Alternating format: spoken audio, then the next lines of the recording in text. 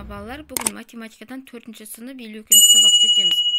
Сабақтың тақырыбы көп таңбалы сандарды жазбаша бөлу. Бірінші тапсырма. Ауызша есепте әр бағандағы өрнектердің мәнінің қосындысын тап. Сонда сен суретте бейнеленген қазақ жазушылары мен ағартушылардың аты жөнін білетін боласың.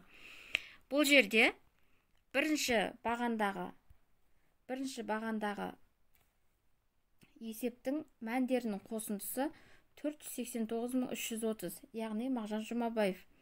Екінші бағандағы есептердің мәндерінің қосындысы 916.000, яғни Шәкәрім Құдайбердиев. Үшінші бағандағы есептің мәндерінің қосындысы 414.500, Сәкен Сейфуллин. Төртінші бағандағы есептердің мәндерінің қосындысы 797.080, Ахмет Байтұрсынов. Екінші, жазылуын және есептеу тәсілдерін түсіндір. Бізде бөлу амалдары түсінікті етіп көрсетілген, яғни 1-0-ден қысқартып отырамыз.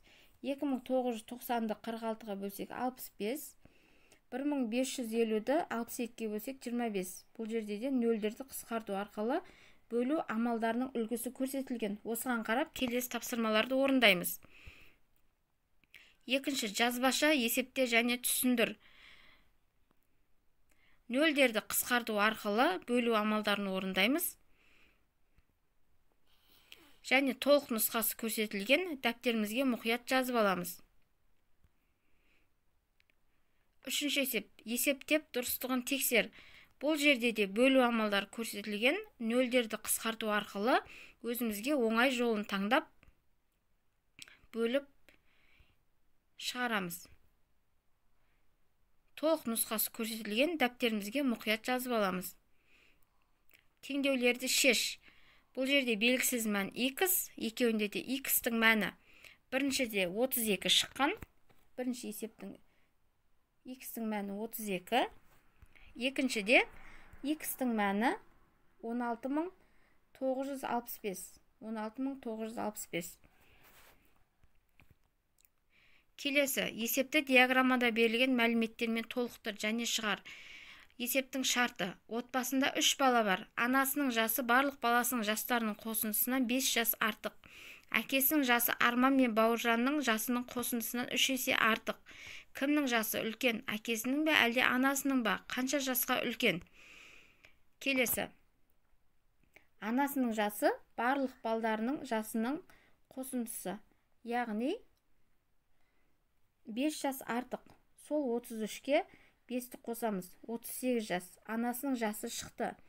Енді әкесінің жасы Арман мен Бауыржанның жасының қосындысынан 3 есе артық. Яғни екеуінің жасының қосындысын 3-ке көбейтеміз. Сол кезде әкесінің жасы шығады. 45 жас. Енді әкесінің жасы 45, анасының жасы 38.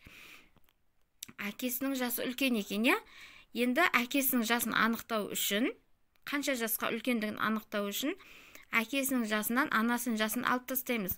Сол кезде бізде жауабы шығады. Әкесінің жасы анасының жасынан 7 жасқа үлкен екен. Келесі тапсырма. 440-ты 440-қа көбейтеміз.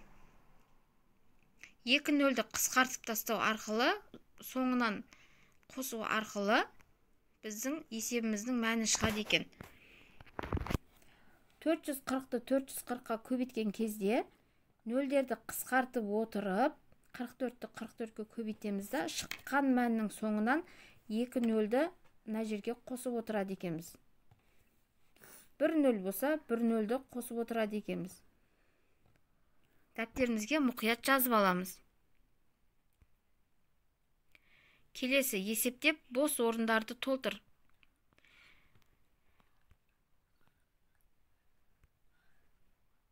Барлық есептің мәні және шарты көрсетілген, дәптерімізге мұқият жазып аламыз.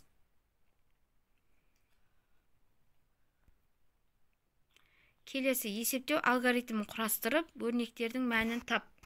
Бірінші біз жақшаны үшін орындаймыз. Бірінші мына жақшаны, екінші мына жақшаны орындаймыз. Үшінші, мына жақшадан шыққан санды 23-ке көбейтеміз. Төртінші, мына жақшадан шыққан санды 23-ке бөлеміз. Төртінші жолы. Және осы екеуінің шыққан мәнінен 2 мен 4-тің мәнін алып тастаймыз. Сол кезде бізде барлық есептің мәні 18.960 шығады екен. Есептің теңі. Екіншіде. Бірінші мына екеуін аламыз. Бұлардың шыққан мәнінен мына санды алып тастаймыз. Екінші. Үшінші, осы үшеуінен жақшаның ішінен шыққан мәнді 12-ге көбейтеміз. Және сол көбейтіндіден шыққан санға 129.001-ді қосамыз. Төртінші. Сол кезде біздің есебіміздің мәні 89.017 шығады екен. Дәптерімізге мұқият жазып аламыз. Тоғызыншы. Ойлан және жауап бер. 1 грамм, 3 грамм, 9 грамм, 27 грамм, 81 грамм тартатын кіртастар мен табақшалы таразыны пайдаланып 100 грамм күрішті қалай өлшеуге болады? Енді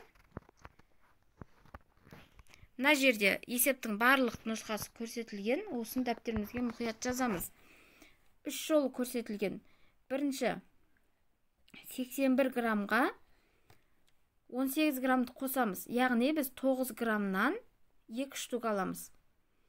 2 штук аламыз. Сол кезде 81 қосу 18 қосу 1 тең 100 грамм. 200 шықты. Екінші жолы. Мынау бірінші жолы. Екінші жолы 27 граммнан 3 рет алады екенбіз. Оған қосамыз 9-ды және 9 граммнан 2 рет алады екенбіз. Сол кезде 100 грамм шығады бізде. Үшінші жолы 81 грамм қосу 9 грамм қосу 3 грамм. Біз 3 граммдықтан 3-еу алады екенбіз. Сол кезде 100 шығады. Дәптерімізге мұқият жазып аламыз. Және үй тапсырмасы есепте. Бұл жерде де бөлу амалдары көрсетілген. Нөлдерді қысқарту арқылы өзімізге оңай жолын таңдаймыз. Мына жерде 3-еуі көрсетілген. Мынау көрсетілген нөлдерді қысқарту арқылы. Және де 132.300-ді бөлеміз 540-ға. Есептің мәні 245 шығады. 245. Екінші 430.500-ді 3500-ге бөлеміз. Мына жерде 2 нөлді қысқарту арқылы бөлсек 123.000 шығады екен. 245.000. Және де 999.300-ді бөлеміз 4300-ге 2 нөлді қысқартамыз. Сол кезде есептің мәні 231 шығады екен. Өте түсінікті деп ойлаймын. Бүгінгі сабақ аяқталды. Кері байланыс күтемін. Каналға тіркеліп, лайк баса қойыңыз. Сау болыңыздар.